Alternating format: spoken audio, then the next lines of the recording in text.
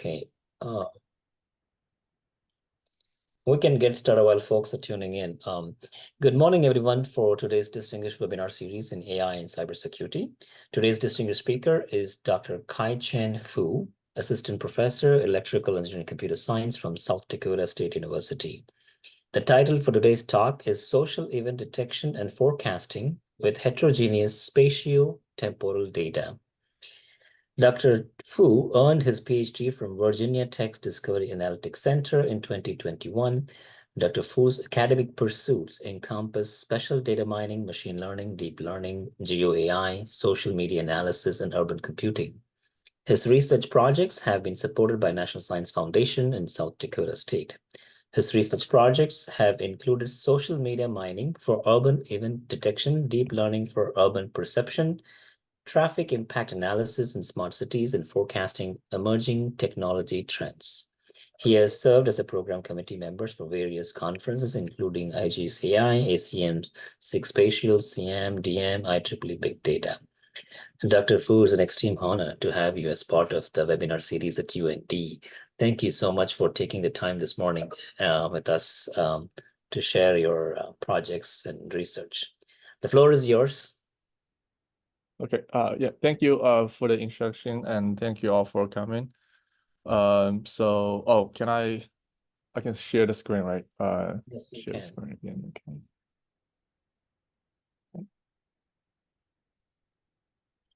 You're good.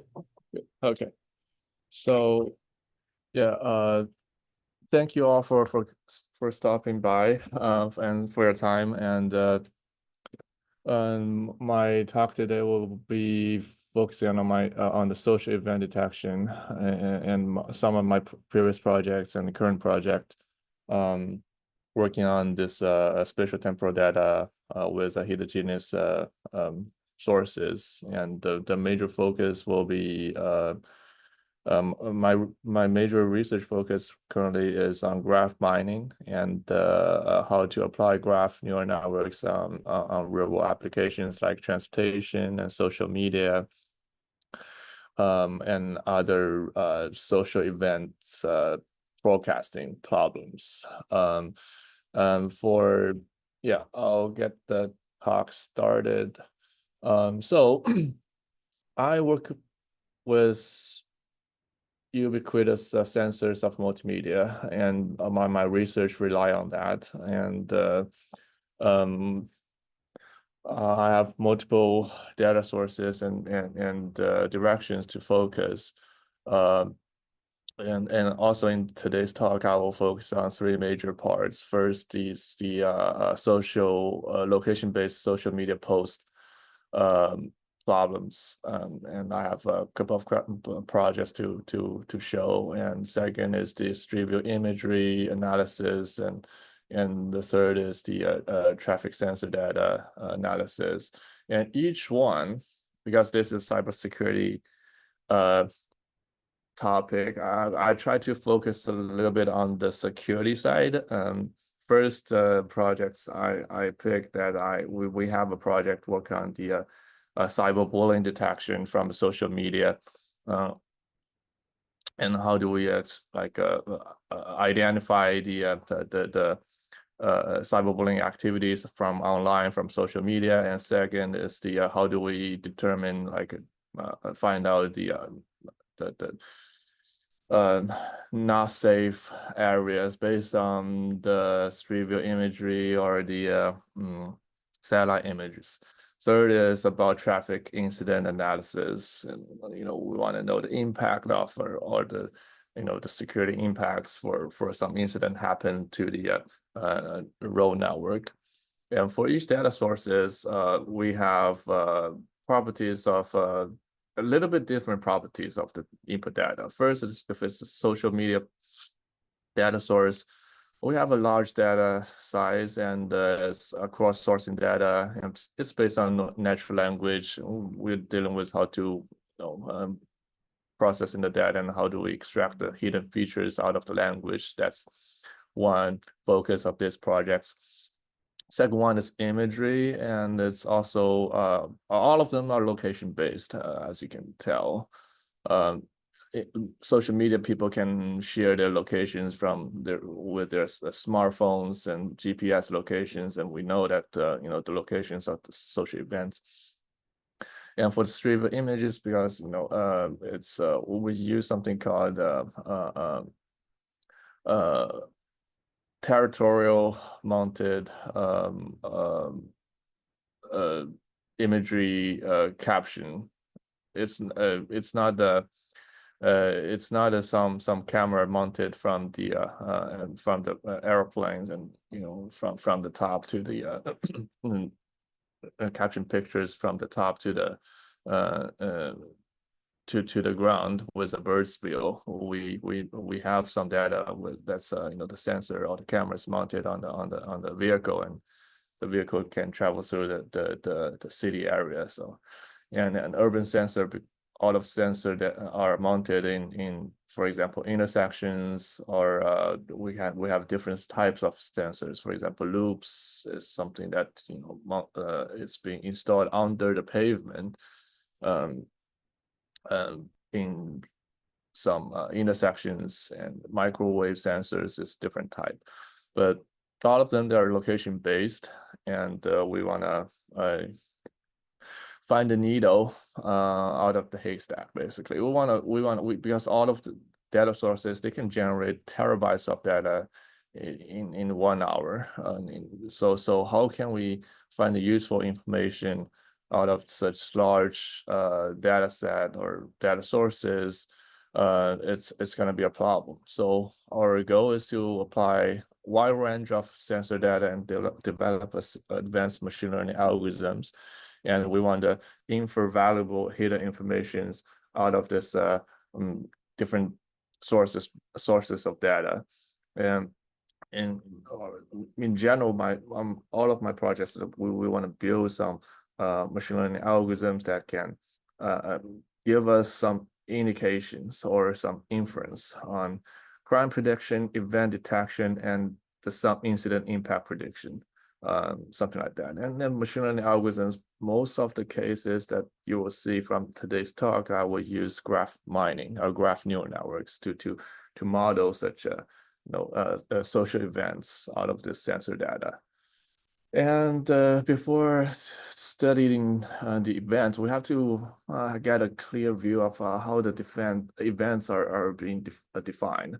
I'll just briefly go through this. But basically, we'll split the time window of events into 3 stages, major, in a higher level. First, that the events. The early detection of event. It's at the very early stage of event. Sometimes it's for example, the traffic incident. We will use some previous historical data, maybe a little bit prior to this events even occurred. And second stage is event analysis. It's in the middle, when it's in the middle stage of this event time window, and then it's after or at the very early stage of this social events. We want to learn study the impact or the prediction and summarize the events has already been occurred. So several applications for each stages. I think I will cover 3 different directions and maybe 5 projects in total. I'll make it quick and briefly introduce all of them. Some examples. Transit service detection is one of the examples that we study. This is the project that we did with Washington Metropolitan Transit Authority, or WMATA.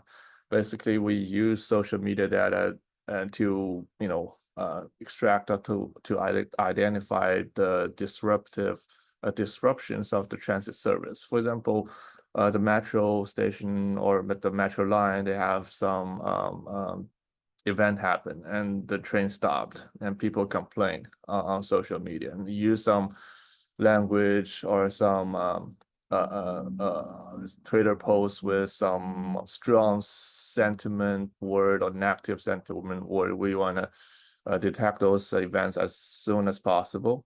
and also we use the graph neural network, or I think in this project it's not graph neural network. We use some multitask learning that we model the scenarios that different metro lines, they may share single track, and they may share different stations, interchangeable stations, in intersections. So we model those things, those intersections and the share track as a parameter sharing strategy. And second one is the crime report counts, and we model the safety levels of different areas in different in cities. We use Washington D.C. and New York City as our case studies. And traffic incidents, we monitor, or we extract the after the event's happened, and we want to know how long this event will last in the traffic system, in the road network, and how large of an area this traffic incident will impact the city area. So several examples, and I'll go into details for each one of them. For three directions. First is social event analysis, and then urban safety perception, and then public transportations. And some other my current other works I'll summarize briefly in the very end of this talk. So first is spatiotemporal social event analysis. So some examples. Quite long ago, we have COVID, and we can observe some patterns, and especially and temporally of the cases of the COVID.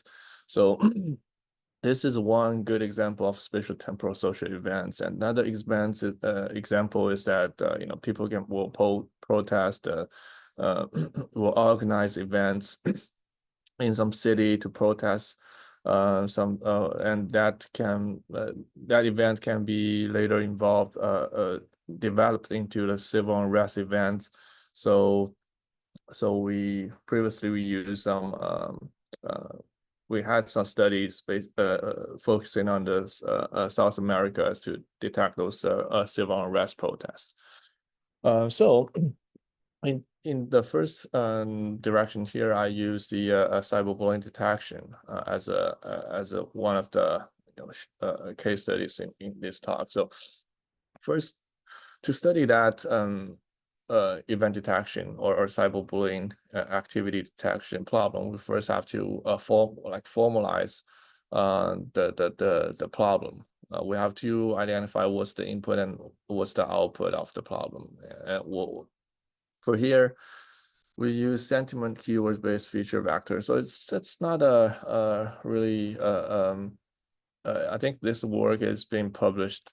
I think it's 19, so maybe a little 4 to 5 years ago. So the techniques that we use is a little bit traditional. We use keyword based feature vector, but nowadays we don't have to use this keyword based. But the advantage of using this keyword-based feature is that we can understand what are the most frequently mentioned words. We can identify some topics based on our visualized result. So that's one advantage.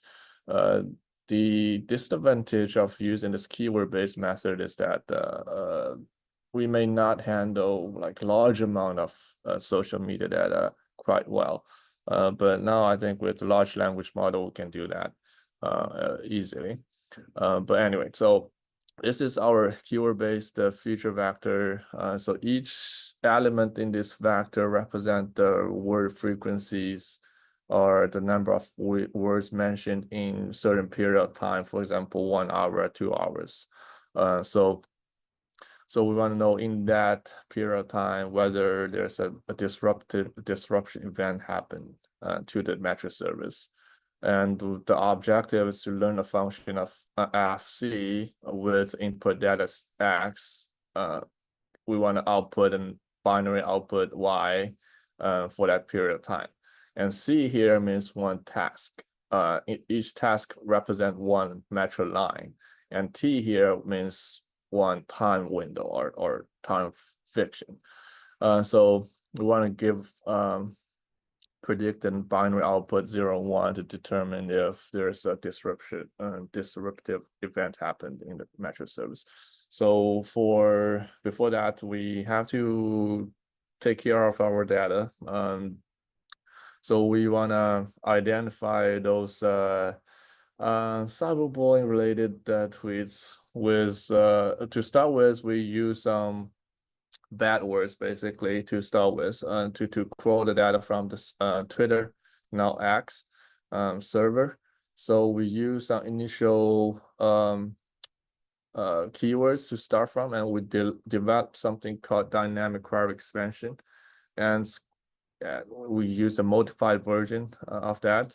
Based on the dynamic query expansion, we make it on an online version. So basically the algorithm does is that we determine the first initial keywords, and we use the keywords to be the query, and then we use this query to search the Twitter's or X server to get this cyberbullying related tweets, and then we get new set.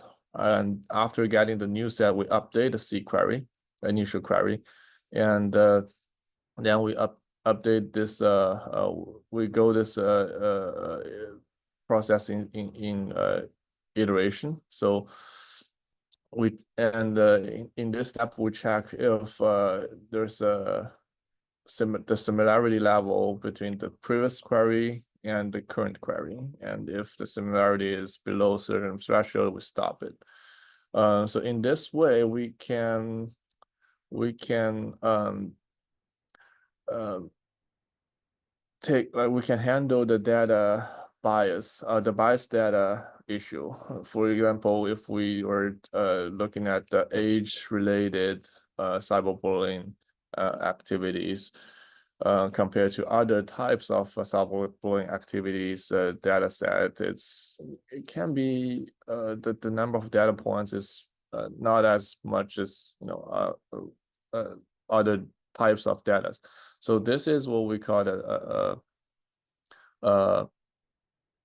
this is what we call a task here. So then we will supplement this data set with additional data set that we gathered from the new queries.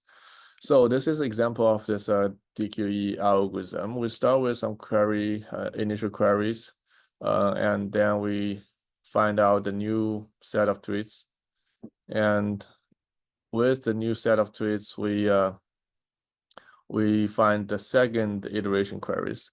So this is just a example, and also based on that,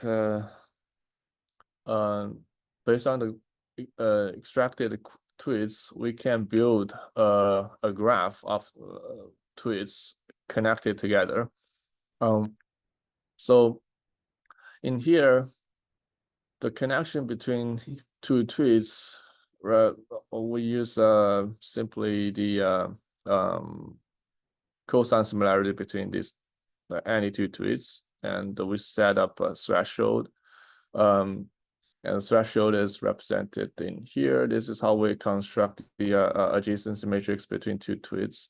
So if the condition holds, the condition basically represent the similarity, and similarity is cosine similarity, and then we build up. We can construct this kind of tweets graph, and then we use the graph convolution to study each tweet's hidden features, and then we generate the embedding of the node representation for each tweet based on their neighboring tweets relations, and then we can use the generated hidden tweets features to identify whether that tweet is cyberbullying related or not. Okay, So and we name our model to be SOSNet. So it's that this paper has been published in IEEE Big Data. I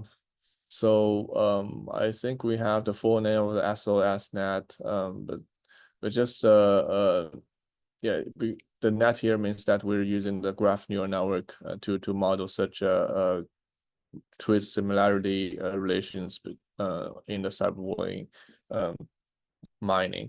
So the significance of this work is that it's a novel application for GCN to detect cyberbullying activities, and it utilize the graph structure to predict a new that provides a new insight to how ideas are connected, and ideas are connected. We use the connection. We model the connection based on the similarity of, between tweets, and also we combat the sparsity of the textual data. The sparsity of textual data was solved with this online DQE method that we developed, and we show some results. And this is why I mentioned that previously. We use keyword-based methods, so in this way we can highlight some frequently used words in cyberbullying. So this is some example of cyberbullying detection result project. And the second direction of work is the urban safety perception. So this one is also location-based and it's also security-related. I'd say it's public security-related. So some use cases, if I have friends, two friends of mine, they're traveling to a new place, they want to know which area is safe or not.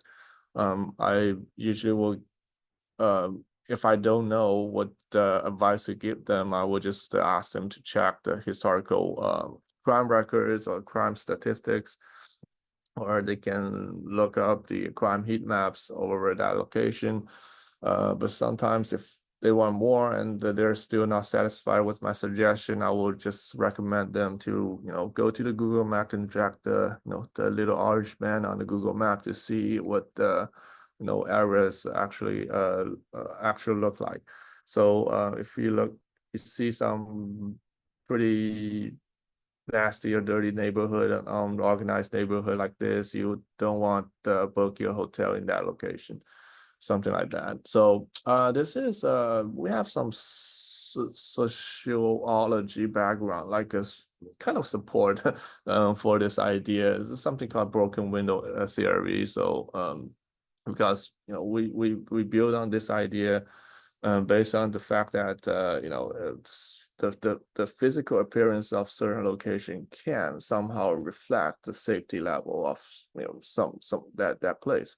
So so basically what the broken windows theory says is that a few broken windows in some neighborhood, if you left it unrepaired for a while, and eventually the whole block will a few more windows will be broken, and eventually the whole block will be become a really bad neighborhood, basically, with a low level of safetiness. So based on that theory, can we do more of that?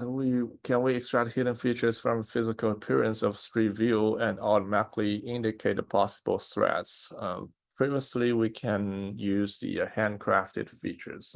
That's also an old method, and something called SIFT and HOG. Those are all handcrafted features selections. But how can we automatically extract those features, and can we do predictions other than binary output, safe or not, to identify the different types of crimes?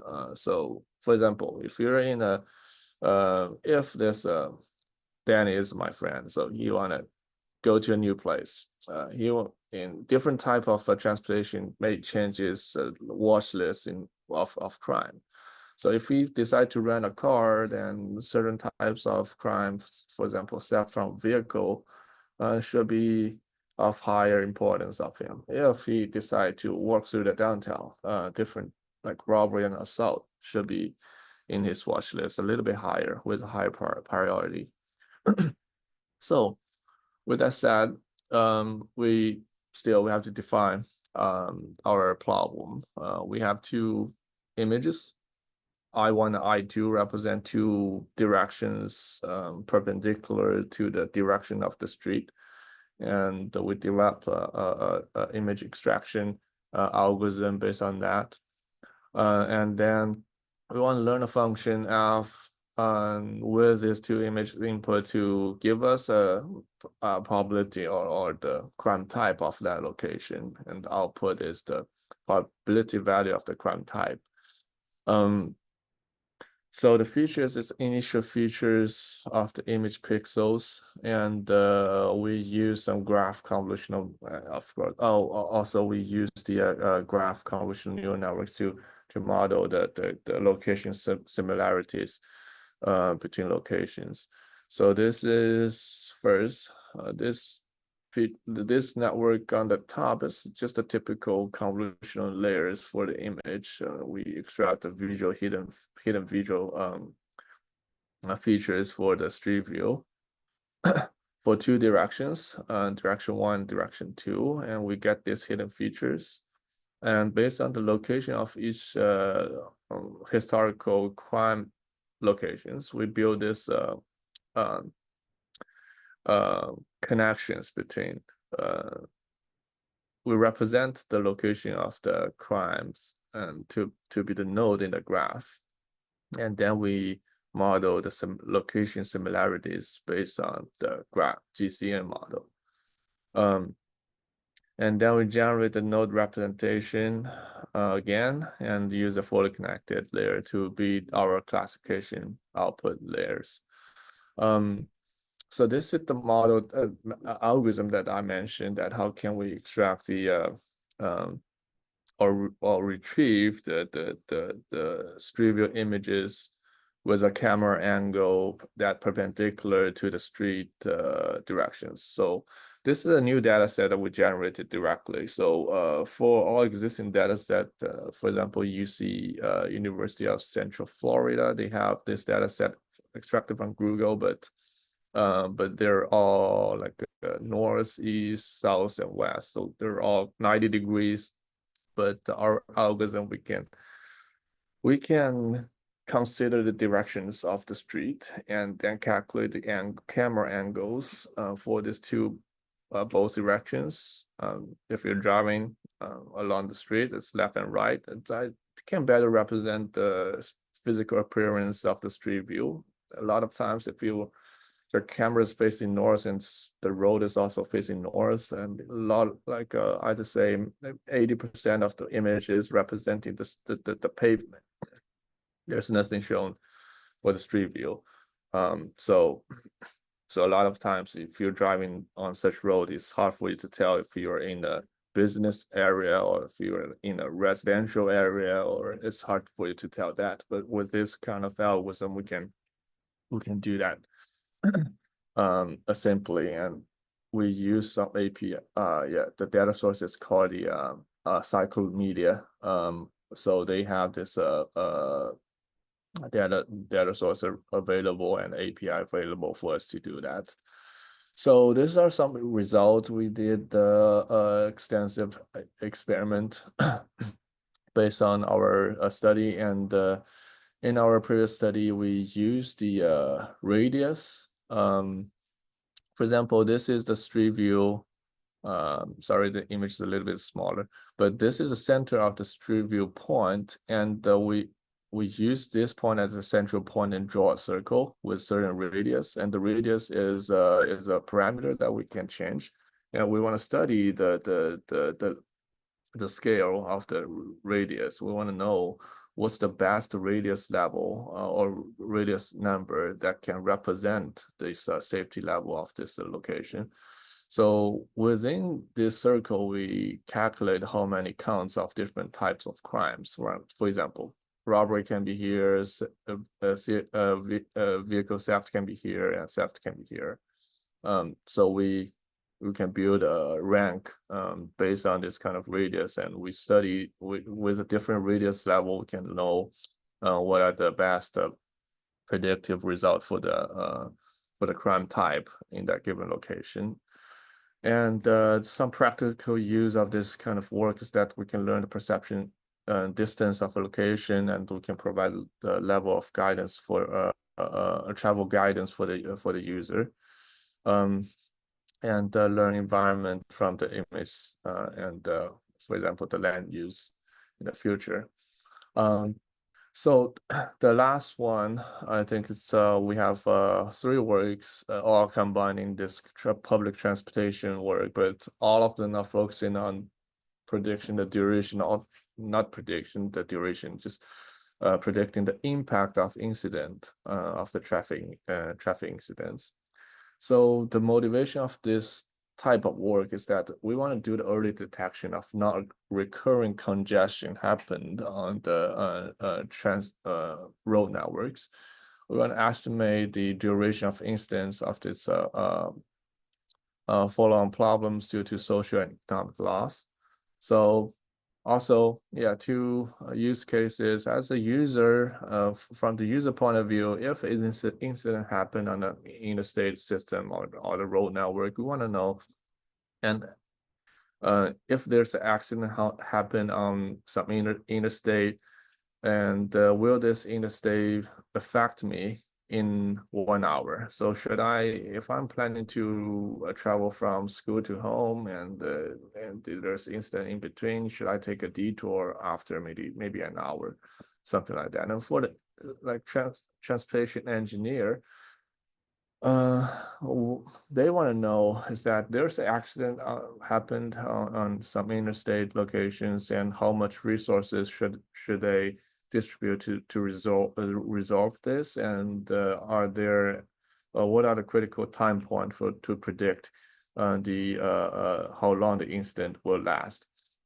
So this is the first work, and for us to define the life cycle of a traffic incident, that traditionally, from the civil engineer's point of view, the life cycle of traffic incident can be split into 5: detection time, verification time, response time, clearance time, and recovery time. In our first work, there are 2 focuses. First is that, of course, we want to know what is the temporal impact. In other words, what are the duration of the traffic incident. The duration means that if we add all the time up, it's gonna be lifetime and the duration of the traffic incident. And the other thing is that we want to verify, hey, if this 5 stages of traffic incident is reasonable. It's based on their a previous experience, but can we use this 5 high-level time period to predict the future duration of this traffic incident? So do we want a more fine-grained split of the stages of traffic incident, or do we use less? So is this 5 stages reasonable? So there are 2 objectives of this project. So in order to overcome these 2 challenges, there's in order to come up with an answers for those 2 questions or 2 objectives, we have several challenges to face. First is that there's no explicit high-level temporal features. Previous works, they cannot learn high-level temporal features, and some of the models are L1 norm regularized. It's on single temporal feature points, so it's not feasible in here, and it's hard to predict the inference of incidents. It's another challenge. And previous work, they do not consider the connectivities between the roads, so we have to model that more appropriately. So the input here is that we have X, with X is the input data for one task. R here means the one road, and it's a feature vector of M by P matrix, and for arterial road R, and we use the road as a task. And between road and road, there will be intersections. There will be shared. Some roads they will share certain section of road sections, and we use that feature to be the shared weight or shared features, sharing information between tasks. And the N is the number of traffic incident record, and P is the number of initial temporal features. And we want to learn if these initial temporal features can be combined together to be stages. Like I previously represented, there are 5 stages initially. Can we do more about that? And the output is the Y here is the vector of predicted incident durations. In this work, the first work of the traffic transportation is that we want to learn the duration of traffic incident. There's no spatial impact studied. Following works, we will introduce that.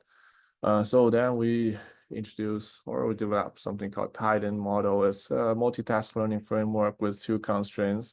First, it is the orthogonal constraint.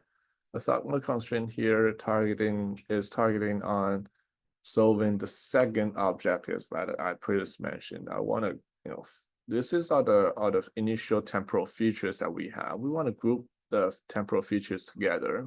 If if the sequences of several 5 minutes intervals can be combined into a high-level stage, something like that. So this is the orthogonal constraints. And second constraint is inter-arterial road constraint. So this means that if 2 interstate, they have shared road section, or they have intersections, they have ramps connected together. So we will use this adjacency matrix to represent the shared information between the tasks. And remember, each task represents one interstate or arterial road. So we have these 2 constraints. So then we build our objective functions. We have 2 parameters to solve, Q and W. This is the yellow box here represent the second constraints, and the blue box here represent orthogonal constraints modeling, to extract the different stages of the traffic incident. So as you can tell, this M here represent the adjacency matrix. We build this adjacency matrix based on these connectivities between road. We have our original road network G star, and we convert this G star into a line graph, or it's a dual graph. It's in other words, basically what it says is that we convert this edge to be a node, and if this edge share one node with another edge, we link them together. Basically, this is how we generate this line graph, and then we use the line graph to generate the adjacency matrix M. So in this way, we can learn the shared similarities traffic speed pattern during the traffic incidents. So then it's the solving of this objective function. Because the problem itself is multi-convex and non-smooth, we first build the Lagrangian representation of the objective function. We first update the easier part, the W and Q, update them with the BCD, block coordinate descent. And then we use the primal solution to update the dual variables, proximal method to update the dual variables, U, W, and UQs. So this is overall is called this paradigm is called ADMM, and this ADMM solvable for this Titan model. Okay, some experiment of this kind of work is that the traffic incident records, we have 43,000, almost 44, and we target on 6 road and 80% for training and the rest for testing. So this is the first kind of problem setup, some experiment. And the second setup is that because previously we only have 6 arterial roads, because we're using multitask learning with optimization method, and the code we traditionally have was in MATLAB, but you know, the because the computational power limit, we cannot focus on the node itself. Each traffic speed, they're based on the traffic nodes. So there are maybe over 1,000 traffic sensors. We cannot like give each sensors as a task. We can only give each road as a task. But with a more powerful method, we can model the sensors as a node in such a way that we propose the second problem setup. We use graph neural networks to do that. The problem setup is basically the same.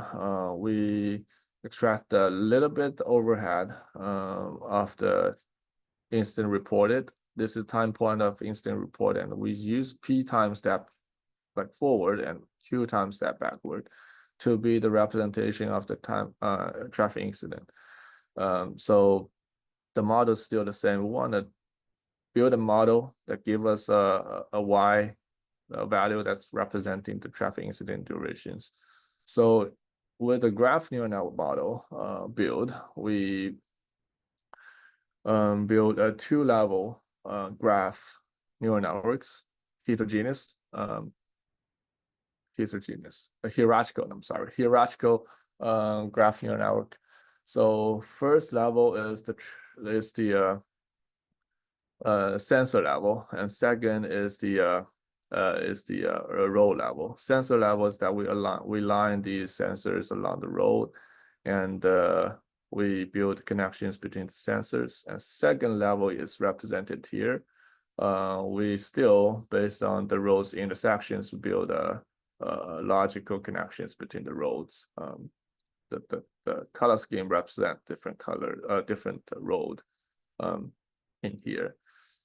So we do that because for the sensors, we cannot just use the direct distance to connect the sensors, because some roads, if they have curved scenarios, we cannot just, for example, for these 2 sensors, we cannot just directly connect them together, although geographically or they're closer, but they're not along the highway or the arterial road. So this is the reason why we have to set up a two-level sensors, 2-level graph design. So this is I'll just briefly go over the model here. So we have 2, because it's hierarchical. This is sensor net in the bottom and the road net on the top. Sensor net here we have for each sensors. Yeah, so different colors, they don't talk to each other, because in this lower level, we're modeling the sensors. And in here we have the relation aware spatial attention, spatiotemporal attentions. This represents the relation, the sensor level graph convolutional block that studies how the similarity of the speed and value pass between the sensors. And for the blue box here is the road net. It's the relational aware spatial attention layer that models the interconnections or intersections between the roads. So here are some mathematical calculations for each attention, and how the convolutional neural networks being calculated, and the last forecasting layer. I'll briefly skip this one and jump to our final, the most recent problem setup of ours. And this work we have, we consider the spatial impact as well. Not only we want to not only predict the duration of the traffic incident, we want to predict the spatial impact, like how long this traffic congestion will cascade along this road network. So this is one case study and example on if a traffic incident happens here, the traffic jam can pile up all the way along this highway if this lane is eastbound, and this S1, S2, S1, S3, and S4, they are locations of the sensors. They may detect some an abnormal patterns based on this according to the occurrence of this incident. So from the representation of this data, and also if there's the civil engineers and traffic engineers, they're on scene, they're clearing this scenes, the abnormal readings for the different sensors, they'll go back to normal, like in a reverse pattern, something like that. So based on that, the task overview is that the input is the speed and the occupancy of traffic sensors 15 minutes before and 5 minutes after each incident, and the model's spatiotemporal transformer. Now, and the output is the impact length and duration. There are two outputs. So still we model this two-level. We use our two-level graph construction idea. We group the sensors on one row together to be a higher level node for the row net, and we use the mask multi-stage spatial attention and adversarial anomaly attention detection using this kind of setup. So this work, we call it TII, traffic incident impact. So impact duration, we use the validation time to restoration time, and the impact length is the distance to the furthest upstream sensor detected congestion after the incident occurs. So yeah, this is the example, and for the model, this is how we construct our transformers. So there are two types of transformer. T transformer here. The input here is the N sensors measurements of T time step and processes spatial module and the spatial and then it's temporal module and then polling, and output is predicted duration and length. So for the duration level as transformer, we model the relations between the sensors. Okay, so we have, under this type of transformer, we have S to R attention, R to R attention, and R to S attention. So S represents the sensor to road, and road to road, and road to sensor. So then the output of this will be put into our T transformer. So this is the learning stages. So we want to learn the encoder and decoder component, and then generate the result into the predictive layers in the final stage.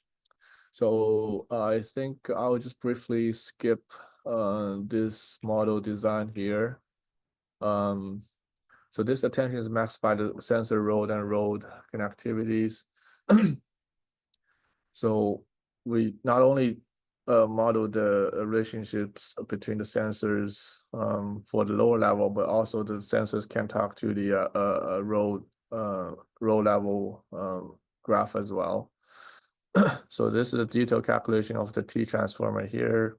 use encoder and decoder to generate the final output here for this block, for this decoder. So I'll briefly skip this.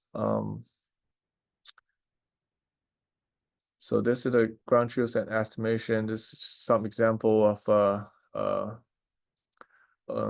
the importance score of the calculated importance score for that given time point.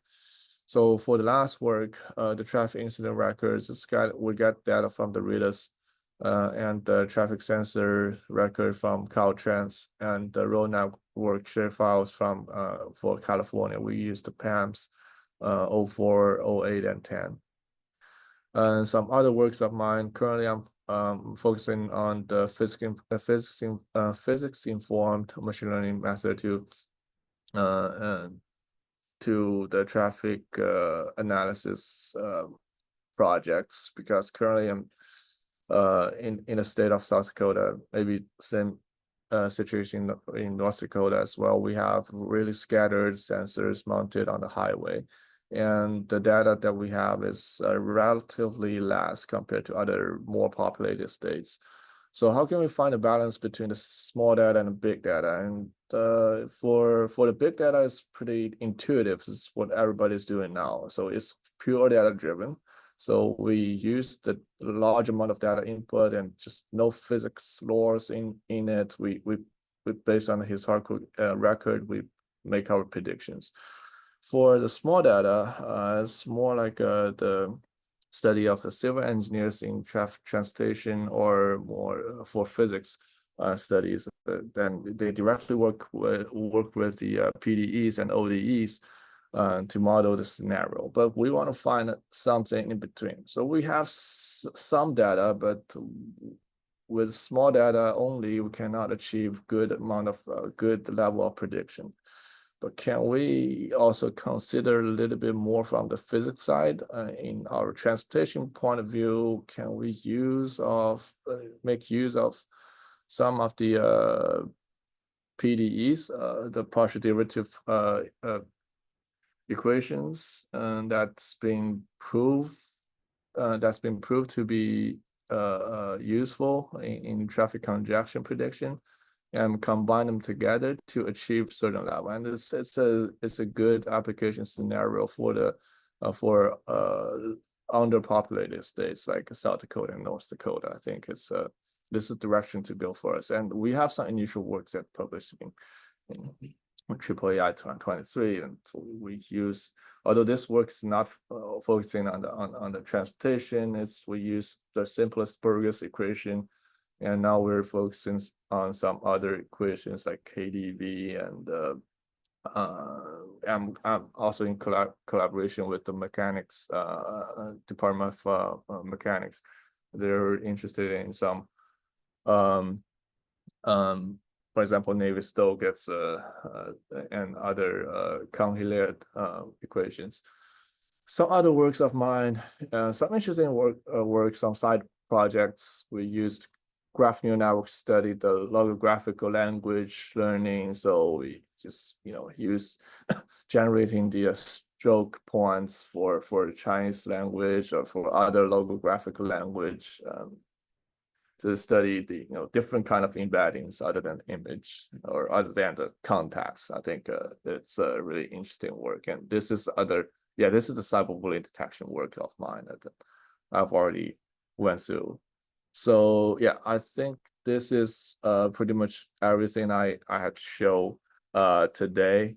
I skip a little bit more and like technical details for some of the work of mine. So because of the time, but that's pretty much everything for me. Thank you so much, Dr. Fu, for your great presentation. I think it's nice to see the work what you do on the traffic. So let me open up a Q&A questions for those who wants to ask. Maybe I'll start with, are there any issues in using multi-level attention mechanism when you look at this transformer thing that you talk about in, and what is interesting that you have road farmer and where you have, is it computationally looking at the data size that you have, and right now you have a year-long worth of traffic records data, but I'm just curious to see when you have multidimensional features, when you pull environmental factors, other related topological factors for road networks, and is that also considered in your data? So I'm actually, doing two questions at the same time. I'm first is to see, what is the computational benefits of using multi-level attention? Do you see any limitations there going forward when we actually look at increase in dimensions? Yeah, definitely. So two things. One, I want to highlight. I think I didn't mention the equipment and the detailed data features. So first about the computational limitations. The number of nodes that we're currently dealing with for the second and third works, compared to the previous the first work, the number of nodes is relatively larger, but still it's around maybe several hundred. And we although we have 1,000 more sensors, but we do not use all of them. We sample some of the important sensors and then model it. So it's not, we have 12,000 in total sensors, but we don't use all of them, simply because that previously we only have I think back then we have 4090 GPU with 24 gigabytes, and if we use all 1,200 nodes, we have basically our GPU cannot handle. So that's why we only pick like certain fraction of the sensors to run. And it's the situation will get worse if we shift to the multi-level transformer, like the third work of the transportation, because adding the attentions and two transformers, so the size of the model will grow like dramatically. So we cannot fit all the sensors into the graphic memories. So this is what kind of things what we did previously to overcome the limitation of the computational power. Yeah, but now I think with more powerful GPUs, we can fit in more nodes, but still the transformers we need like H100 and A100, and maybe link them with UV NVLink and to get access of a more larger GPU memory. So maybe for now I think we have a more like flexibility to run experiment for this like second and third works. Yeah. Good. Thank you. I'm sorry. I have to mention that about the number of features. So in our work, we only have in features here in the graph neural network is what we call the attributes. We only use 2 and 3 attributes for each node. Like for transportation, it's not that much. It's a speed, occupancy, and volume. That's it. And for the third work, I think we only use speed and occupancy. So that's for each node, the number of features or number of attributes, not that many. Yeah. Cool. And you mentioned that you have actually picked certain sensors, right? When you talk about traffic, you have CCTV, you have LiDAR, you have GPS, mobile. I was wondering, are there any other type of, what specific sensor that you have actually focused? So yes. So I think I have a different projects. So for each project we use only one type of sensor, and they're not interchangeable. Like so for example, the traffic sensor, we only use the loop sensor for traffic speed. For the GPS, we get the GPS data from the Twitter, because for each tweets they will they will have their geotags, their latitude and longitude inside of their Twitter data. But yeah, that's yeah, I think till now they're like a 5%, maybe now it's gonna be a little bit more than 5% of the tweets that they have geotags. So for the image, like for the second direction, like the second branch of work that I showed today is the image only thing. So traffic is only for traffic. We're not using like other data sources, but although I think a multi-model setting should be like promising direction for us to go. That I think one of the questions raised that if we consider the weather patterns and like temperatures or wind speed, definitely. But as I mentioned in our works in Titan and transformer based works, we only use 3 features. But I think that's a good suggestion that we can definitely use some weather conditions and even other, maybe extract more hidden features from spatial perspectives to be the like additional features. But we can definitely do that because yeah, the computational power nowadays is more, and we can afford the more features to the graphic memories. Yeah. Well, I mean, this is not my area, but I'm still going to ask. Curious to see you from your research. What were or talking to transportation department or papers. What is a look ahead incident duration prediction that one should shoot for, so that whatever the models that one may run, and what is the state of the art in terms of look ahead incident duration prediction, and if so, what is the targeted thing that you're trying to shoot? Okay, so that's for us, we I think we talked to the because we're the Department of Transportation in Washington D.C. We have a really close collaboration, and for them, they're really interested to see that how much resources they want to distribute and how much they want to, when the event happened, they want to know the level of severe of the incident as soon as possible.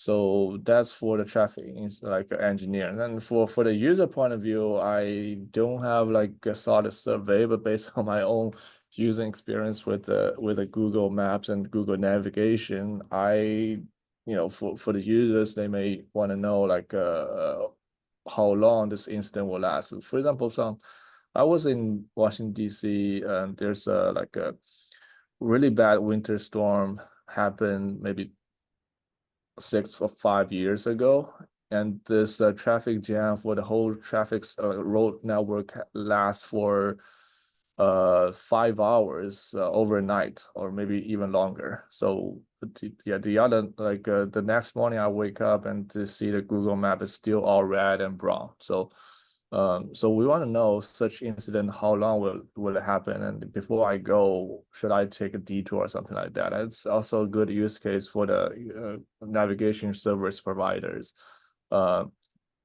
So yeah, those are, I think, the good directions and use cases for this kind of work, and we do not predict the future forecast of traffic speed or volume. And so we target on the instant duration, and also this type of work can be transferred to other areas. So it's once we build up this graph, it can be changed to other, for example, the social events, for other maybe the cyber security point. Yeah, previously in Virginia Tech we had some cyber security in the network, in the like intrusion detection or some network security event detection kind of work, and we tested something out, but it's not been published yet. But yeah, those are the my visions for this transportation works. Yeah, super. That's fascinating. I think maybe in the interest of time, maybe this will conclude the webinar with one last question. I know that you talked about use of ADMM model. I was curious to see, what is your convergence look like? How many constraints you used, and do you see any nonlinearity or suboptimal solutions? Any final takeaway on the selections of ADM? It's very evident from Okay. significant. Yeah, let me see if I have that in my slide. I think in my paper we showcase Or maybe you the can cite a paper, we can refer that to. yeah, I can put the link and Yeah, that'd be good. Yeah. Then we can read through that. Yeah, that'd be good.